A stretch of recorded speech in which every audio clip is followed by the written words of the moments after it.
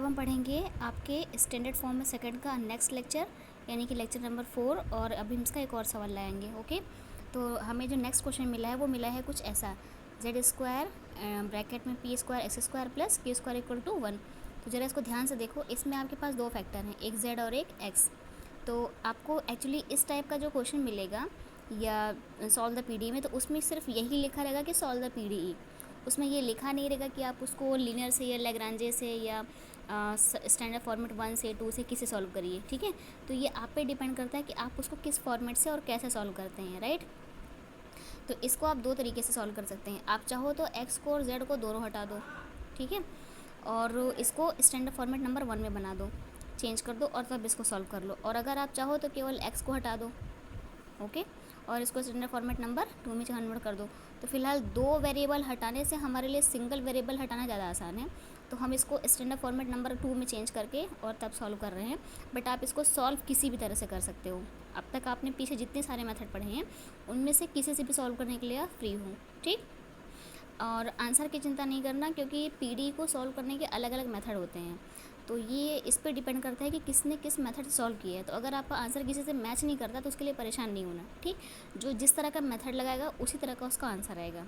Okay, तो ये ज़रूरी नहीं है कि आपने अगर सेकंड फॉर्मेट से सॉल्व किया है तो अगर कोई और आंसर आ रहा है तो इसका मतलब ये नहीं कि जो आप फर्स्ट फॉर्मेट से सॉल्व करेंगे तो सेम आंसर आएगा, वो डिफरेंट भी हो सकता है। राइट, तो चलो हम इसको सॉल्व करते हैं। तो ये हमको जो क्वेश्चन मिला वो मिला है कैसा, जेड स्क्वायर ब्रैकेट में P square X square plus Q square equal to 1।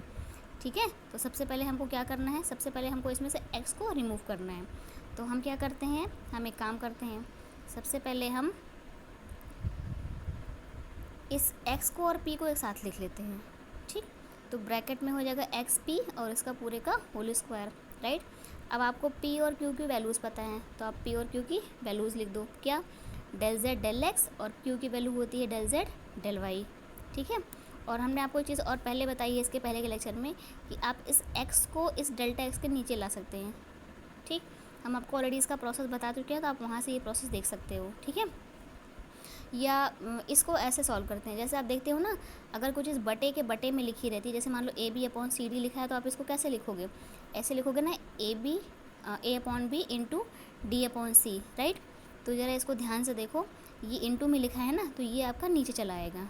Okay, तो ये अब इसको ज़रा देखो ध्यान से, अब ये हो गया क्या, delta Z upon delta x upon x, ये हो गया डेल्टा जेड और अपॉन डेल्टा वाई। तो इसमें कितने सारे टर्म्स आ गए आपके पास, इसमें 3 तरह के टर्म्स आए, एक जेड का, एक एक्स का और एक वाई का। तो हम एक काम करते हैं, हम इसको कुछ ना कुछ नाम दे देते हैं। ठीक, तो हम इसको क्या नाम देते हैं, हम डेल्टा एक्स अपॉन एक्स को डेल्टा कैपिटल एक्स बोल देते हैं, हम डेल्टा वाई को डेल्टा कैपिटल वाई नाम दे देते हैं, और डेल्टा जेड को डेल्टा कैपिटल जेड।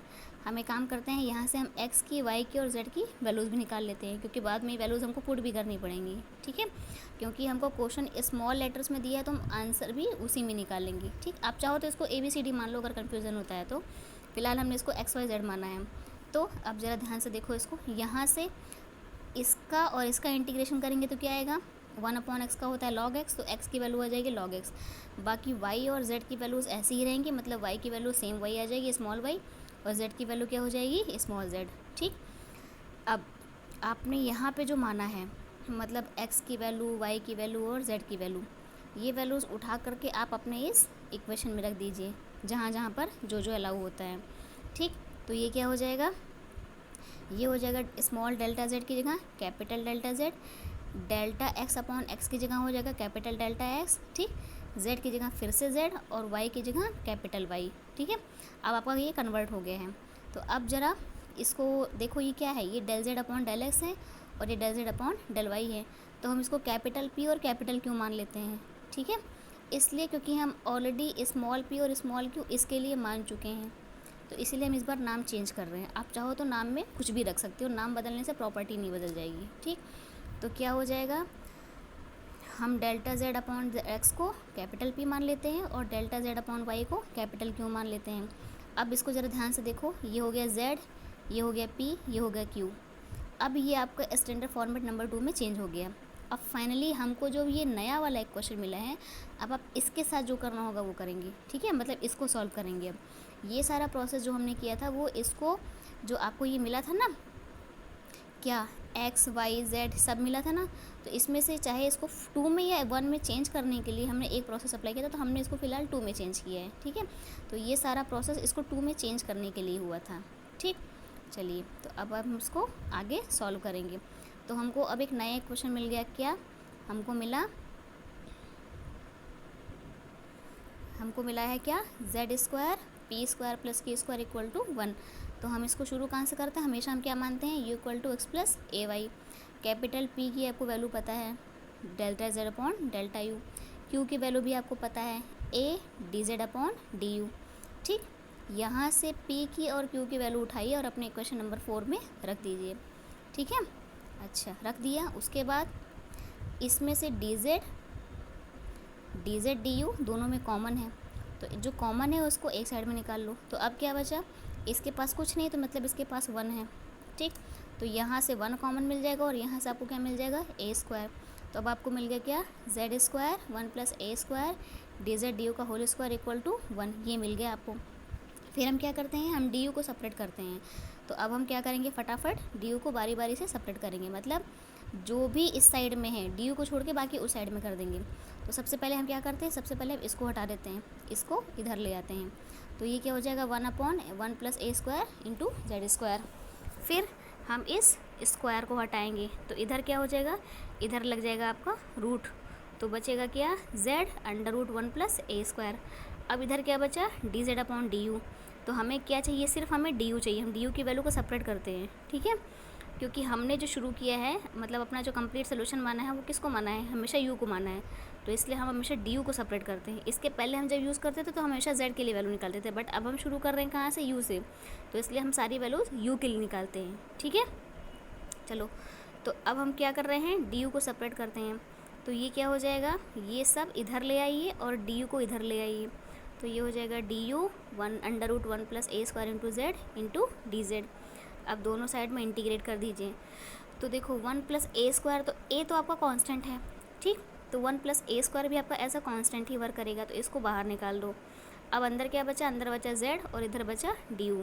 तो इन्हीं दोनों का इंटीग्रेशन होगा, तो डी यू का हो जाएगा यू और जेड का हो जाएगा जेड स्क्वायर अपॉन 2 प्लस, और एक कांस्टेंट मान लो कोई सा भी, बी मान लो, ठीक है, या ए बी सी डी आपका जो मन के आप वो मान लो, ओके। अब एक काम करो, हमने जहाँ से शुरू किया था हम ख़त्म वहीं पे करते हैं, राइट। तो हमें अब u की वैल्यू पता है क्या, capital x plus A into capital Y. ये हो गया √1 plus A square Z square upon 2 plus B. और हमको कैपिटल x की, कैपिटल y की और कैपिटल z की वैल्यूज़ पता हैं। तो हम क्या करेंगे, जो हमने यहाँ पे वैल्यूज़ निकाली थी x की, y की और z की, यहाँ से और यहाँ से ये वैल्यूज़ हम अब पुट कर देंगे। तो क्या हो जाएगा, कैपिटल x की वैल्यू क्या थी, log x, ठीक है। तो कैपिटल x की वैल्यू क्या है, log x, y की वैल्यू y ही थी, a एज अपनी जगह पे रहेगा, 1 प्लस ए स्क्वायर अपनी जगह पे रहेगा, z की वैल्यू स्मॉल z, और ये हो जाएगा, अब b एज अ कांस्टेंट है तो b आपका एज अ कांस्टेंट ही रहेगा। फाइनली ये आपको रिजल्ट मिल गया किसके लिए, अपने इस गिवन इक्वेशन के लिए, ये क्वेश्चन के लिए, ओके।